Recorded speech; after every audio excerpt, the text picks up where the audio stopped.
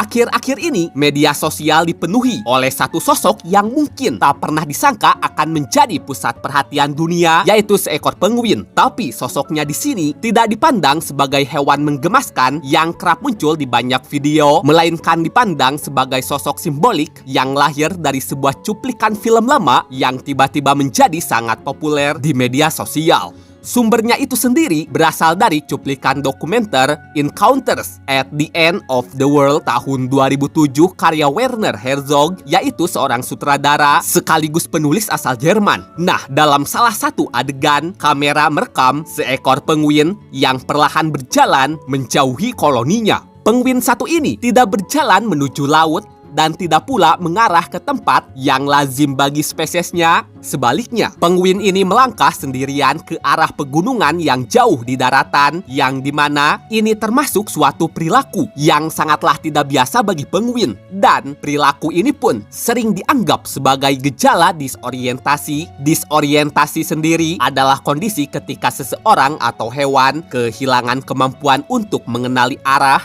lokasi, atau situasi di sekitarnya untuk sementara waktu. Meski begitu, ada pula yang berpendapat penguin satu ini sedang mengalami stres. Terlepas dari apapun alasannya, dalam sudut pandang manusia, cuplikan itu punya rasa dramanya sendiri, yakni seekor makhluk kecil seolah-olah memilih jalan paling sepi, paling asing, dan paling berbahaya tanpa ada yang dapat menghentikannya. Dari pandangan ini, lahirlah apa yang kini dikenal sebagai nihilist penguin atau penguin nihilis, yang dimana ini menjadi sebuah meme yang menyebar cepat di TikTok, Instagram, X, hingga Reddit. Penting untuk dicatat, penguin nihilis adalah tafsiran netizen untuk cuplikan tersebut, yang dimana penguin itu digambarkan sebagai sosok yang terlihat putus asa atau kehilangan arah sehingga dianggap bersikap nihilistik, yaitu seolah-olah percaya bahwa hidup tidak memiliki makna atau tujuan. Dari penafsiran ini muncul pula kesan bahwa penguin itu tahu sesuatu yang tidak kita ketahui. Ini merupakan sebuah metafora yang menggambarkan bagaimana ekspresinya terlihat begitu kosong sampai-sampai seakan menyimpan pemikiran yang sangat gelap tentang hidupnya.